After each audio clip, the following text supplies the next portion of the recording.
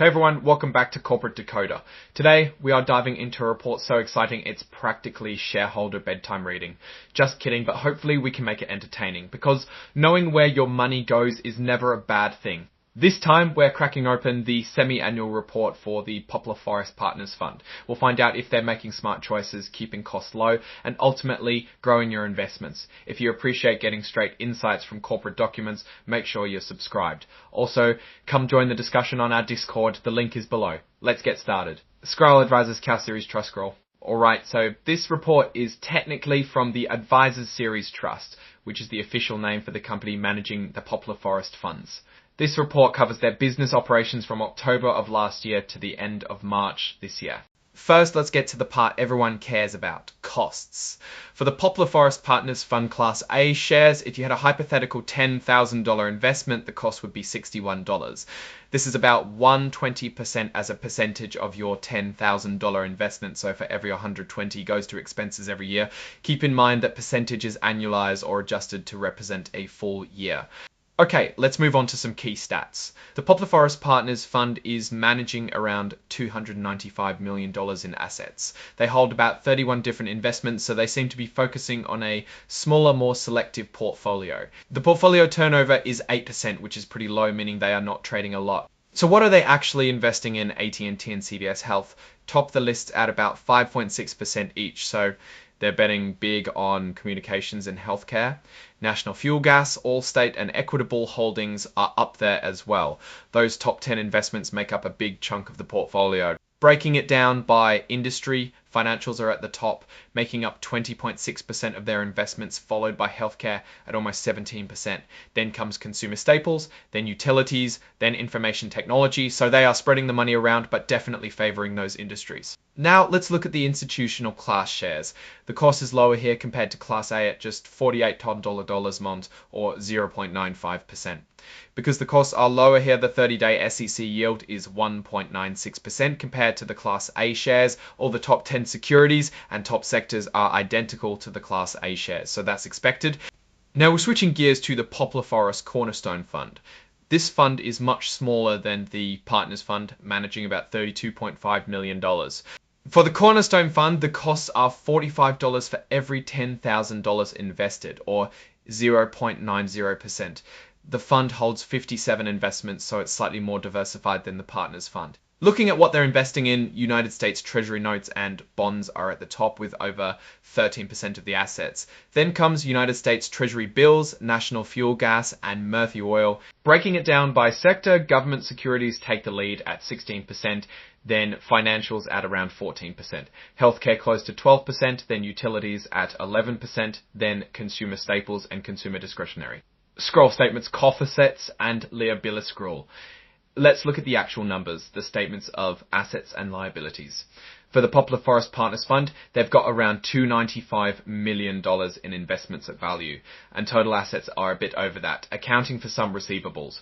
Their liabilities are less than $500,000, leaving them with a net asset value of that same $295 million in investments at value. And total assets are a bit over that, accounting for some receivables. Their liabilities are less than $500,000, leaving them with a net asset value is about $32.5 million. Scroll statements called Publish and Scroll, moving on to the statement of operations, which tells us about income and expenses. The Poplar Forest Partners Fund had a total income of around $4.3 million, but expenses ate up over $1.5 million of that. For the Poplar Forest Cornerstone Fund, total income was $23,000 and expenses were $157,000. Scroll statements of changes in net assets. Scroll the statements of changes in net assets show how the funds have grown or shrunk over time. The Poplar Forest Partners Fund saw a decrease of almost $18 million, ending with about $95 million. The Cornerstone Fund, however, saw a decrease of $2.6 million, ending with $32.5 million, so both saw a drop during this period. Scroll financial courages. Scroll. Alright, time for some financial highlights. This section gives us a closer look at the fund's performance over time on a per share basis. For the Poplar Forest Partners Fund Class A shares, the net asset value at the beginning of the period was over $50.40 and ended at almost $51. There was a total return of just over 4%. The ratio of expenses to average net assets was 1.20%. It's worth noting that the portfolio turnover rate was a low 8%. For the Poplar Forest Cornerstone Fund, the net asset value dropped from $30.38 to $29.14. This fund also had a small total return at around 2.74%. The fund RAM 9 Ala Fort N 2.74%. The ratio of expenses to average net assets was 0.9 Bixinchafin 4%. Scroll principles for, of course, no report is complete without a section on risk, so let's dig in. Like any investment, these funds aren't without risk. The big one is just the general market risk. Economies and financial markets all over the world are connected, and global events can affect these funds. Value style investing is another risk, where the stocks that they carefully pick can stay out of favour for extended periods of time. There are a few risks tied to debt securities as well. It includes the risk of companies or governments not paying back their debts, interest rates rising, or securities being paid back sooner or later than expected, thus affecting their profits. These funds hold larger and medium-sized companies, and these come with their own problems and slow things down. Scroll approval queue of investment advisory agreement scroll. Let's talk about who's steering the ship. The board approved Tocqueville Asset Management as the new investment advisor. They looked at a bunch of things, the services provided by the advisor and the cost to shareholders. There were no votes by security holders this period. Now for my take. Ed, looking at everything, it seems like Poplar Forest is facing some headwinds. The decrease in net assets for both funds isn't great, and the underperformance against some benchmarks raises questions about their investment strategy. On the plus side, their expense ratios are reasonable. One notable change is the switch to Tocqueville Asset Management as the advisor. This could bring fresh perspectives and resources, but there's always some uncertainty during transitions.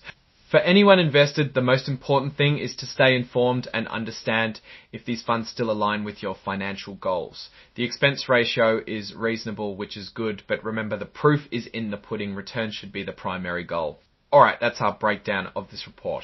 What's your take on these numbers? Are you seeing opportunities or warning signs? Drop your thoughts in the comments. If this analysis was valuable, hitting that like button really helps, and subscribe for more deep dives. Don't forget to check out the Discord in the description, and as always, thanks for watching.